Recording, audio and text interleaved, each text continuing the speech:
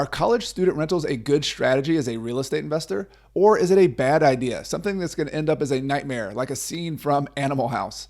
I happen to have a lot of experience in this as someone who lives and also invests in a college town in Clemson, South Carolina. So I'm going to tackle this question in this edition of Ask Coach, and we're getting started right now.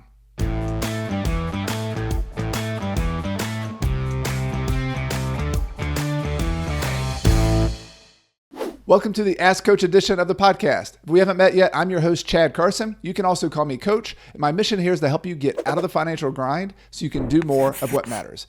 And the Ask Coach edition of the podcast is where I do my best to answer your burning questions about real estate investing and personal finance. Today's question comes in by email from David Wisniewski. And the question is, this is the time of year that a lot of rentals targeted to students come on the market. Can you discuss special considerations when renting to students? I'm particularly interested in how management companies handle tenant turnovers. Does one rely on them to inspect for damage and then manage repairs and cleaning and potential upgrades prior to vacancy? I think he meant occupancy by a new tenant. The idea of renting to students is attractive to me, but is contrary to the advice given by John Schaub in his book, Building Wealth One House at a Time. He goes on to talk about some advantages and disadvantages of student rentals, which I'll get into in a moment. I appreciate this question, David. This is definitely something in my wheelhouse. As I said earlier, I invest in college student rentals. It's not the only type of rental I have, but I live in Clemson, South Carolina, which is a small college town in the upstate of South Carolina. And my very first experience with student rentals was a house hack that I did. I don't know if some of you have heard of my house hack or read my article or seen my video on it, but I moved into a fourplex in Clemson, and it was in an area that was primarily student rentals. And I lived in unit number 2. We fixed up the rest of the property. It used to have Merry Christmas spray painted across the front of it, so it was in bad shape and vacant, but we turned it around. I lived there. When I got married, my wife moved there with me, and it was a nice, efficient way to live, but I also rented to students. I happened to rent to international students, so I had a lot of fun. Had a Chinese couple on one side who were getting their PhD, had a guy from Africa living in unit number 3 and got to know him a lot. So it was a lot of fun, and I really appreciated student rentals, and that was such a good experience that I started expanding and doing more to the point now where we have about 110 units, and I would say at least half, maybe 60% of our units are student rentals here in Clemson. I'm going to respond to David's question in 2 parts. The first, I'm going to go over the advantages and disadvantages of student rentals in case some of you are considering it, or maybe you're already getting into it a little bit and you're considering doing even more student rentals. And then the second part, I'm going to talk about his question about tenant turnover. How do you handle that? How do you work with your management company? And just a couple of other best practices that you might want to consider. So let's start with the advantages that David listed in his email. The first he mentioned was that you have higher rent. And I would say this is a maybe advantage. One of the reasons I say maybe, and I think most people think that you have higher rent because you imagine a 4-bedroom house, and if you rent it to a family, they can only pay a certain amount of rent. Whereas if you rent it to students, 4 students might think, oh, I could pay $600 a piece, and so $2,400 in rent when maybe the market rent's $1,800. So if you could rent to high occupancy to put a lot of people in one house, that's probably true.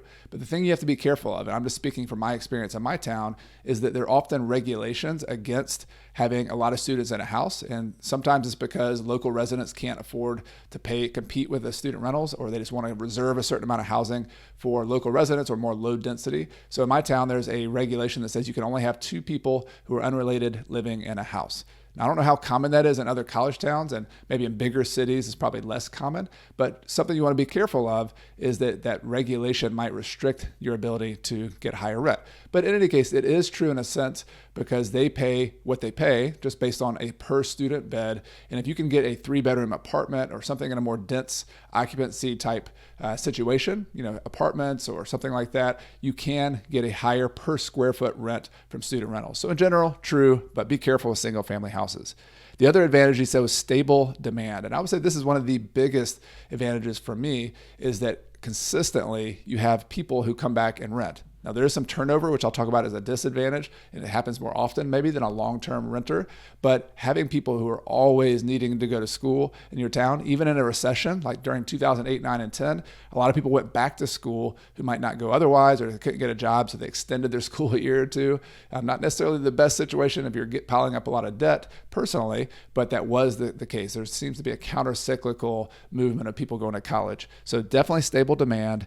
And then defaults on rent are very rare. So typically somebody has a scholarship or they're working part-time. They have to be pretty responsible to go to college and get in and make good grades. So that's consistent with being responsible with your rent as well. And sometimes there's parental guarantees for the rent. So it's not just the 18-year-old or the 20-year-old who's promising to pay the rent. They also have parents or somebody helping them pay their rent. So all of those lead to pretty consistent income by always having demand and always being pretty good on paying their rent.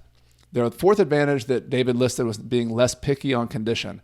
I would say that's not true. Most of the time, my tenants, sometimes are even more picky. They might have a parent who comes in and follows through with them. So I would say I treat my tenants and the properties just the same as I would any other rental. We clean them as well as we can. We fix them up as well as we can. And so it hasn't necessarily been that you can get by or something with doing less work. Although I know there are landlords out there who do that. So I wouldn't count that as an advantage.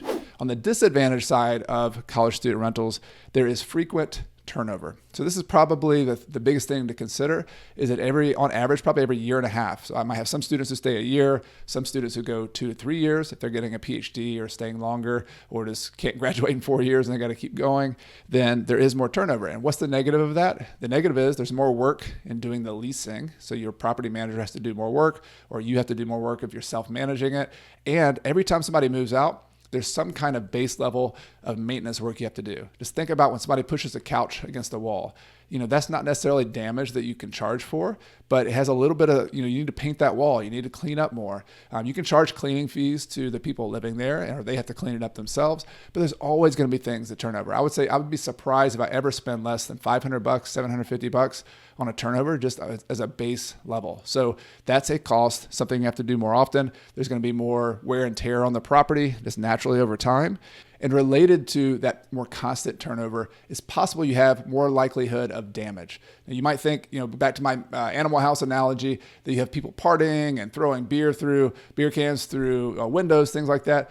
Occasionally, that kind of thing happens. There are a couple properties we have that are more prone to they have parties. You have to more often visit them and ask them to clean up after themselves. But by and large, especially the ones that we rent to, are usually grad students or kind of upper level seniors, juniors, and in college. We have not as many problems as you would think. It's pretty consistent, pretty typical even with other rentals. They're very responsible people, so in general. So I don't think that's always the case about increased damage, but because of the frequency, you might have more damage. You might have to replace carpet more often, things like that.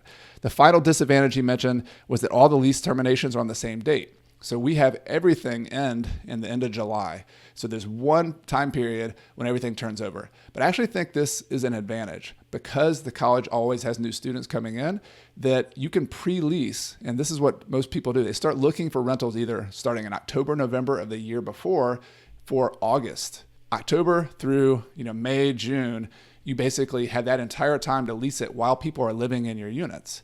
That is a big, big advantage because your vacancy period is going to be much lower. You can know whether you have enough demand to rent that property at that current rent. And if you're not getting enough demand, you can lower the rent. So very rarely do we ever have vacancies. Very short period of time.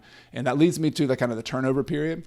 We do have about a 10-day, 7 to 14 day, kind of somewhere in there, depending on the property time period, where August 1st to August 10th, or July 25th to the first week of August, you have a vacancy period. And the property manager, and this is why you have to have a good property manager to help you out, they do a walkthrough with the prior tenant to find any kind of damage. Hopefully they're taking videos and pictures and doing a checklist.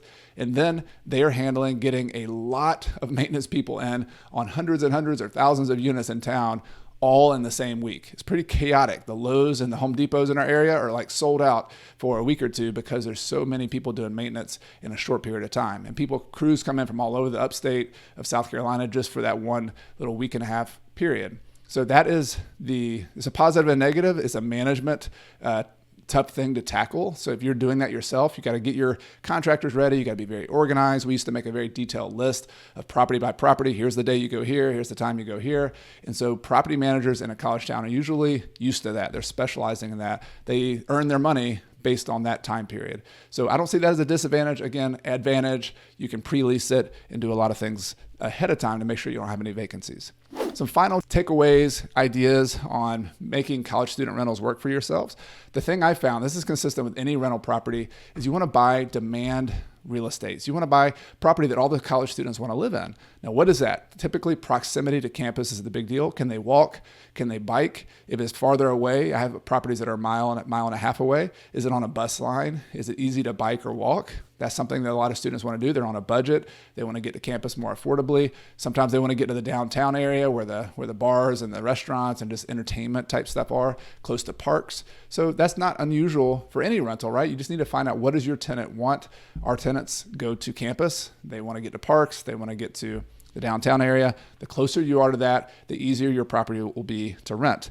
The other recommendation I have is buy low maintenance buildings or remodel them to be low maintenance. Because of that turnover issue, which is one of the biggest disadvantages, you want to have buildings that don't wear down as easily. So having hardwood floors, having luxury vinyl plank instead of carpet on the inside, using the types of paint you use the same paint over and over again. Maybe it's a little bit more durable or just something that you can touch up really easily, paint one wall and it still blends in with everything else. You're going to have a lot of turnover, so build your maintenance of the building accordingly. Or if you have a property that is very high maintenance, you might want to sell that one and buy another one so that you can reduce those maintenance costs. That can eat you up with a college student rental. The third and final consideration is just pay attention to university trends. I've been very lucky in that my university, Clemson, has been growing over the last 10 to 15 years. The population has been growing for students. That's not always the case. And you do have to think long run, all your eggs are in the basket of one university. This is a small university. If it's one that is going to have challenges in the future, if you have the idea that maybe universities in the long run aren't going to look the same as they are today, who knows, but that technology is interrupting everything else, that's a consideration. So for me, diversifying to different markets has been part of my own strategy, but we are all in Clemson for now, but we do want to spread out and not just have all our eggs in that basket. Even though we don't think Clemson's going anywhere, it's a big state university, we want to consider that and kind of hedge our risk a little bit. So David, I hope you found that answer helpful to your question, and all of you who are listening to this who are also interested in college student rentals, hope you found it helpful. If you enjoyed this edition of Ask Coach and you'd like to have your question considered in the future, you can send an email to podcast@coachcarson.com. We get more questions than we have the ability to publish, but to increase your chances, be sure to keep your question as clear and as short as possible. And number two, keep it relevant to the topics of real estate, personal finance, early retirement, and also personal development. If you like the show, I'd like to invite you to subscribe to my free email newsletter at coachcarson.com/REI Toolkit. In addition to weekly updates, articles, and behind-the-scenes tips from me, my email newsletter subscribers get my real estate investing toolkit, which includes a property closing checklist that I actually use when I buy properties, a real estate deal worksheet, a tenant screening criteria checklist, and other spreadsheets and goodies that will help you on your journey to financial independence using real estate. You can get it all for free at coachcarson.com/REI Toolkit. I also want to take this time to thank some people behind the scenes who make this podcast possible each and every week. This includes my podcast editor extraordinaire, Michael Wynn, my amazing virtual assistant, Megan Thompson, my wife, Carrie, who helps me behind the scenes and is my partner here at Coach Carson. And of course, thank you to all of you, the listeners of this show who make everything possible. This show exists for you. It exists because of you. And I really appreciate you being here for another episode. Everything I've shared with you in this episode has been for general education purposes. I've not considered your specific situation or risks. Before buying your own investments, be sure to consult a financial, real estate, and/or a legal professional. Until next time, I'm Chad Carson. You can also call me Coach, and this is a show all about helping you get out of the financial grind so you can do more of what matters. See you next time.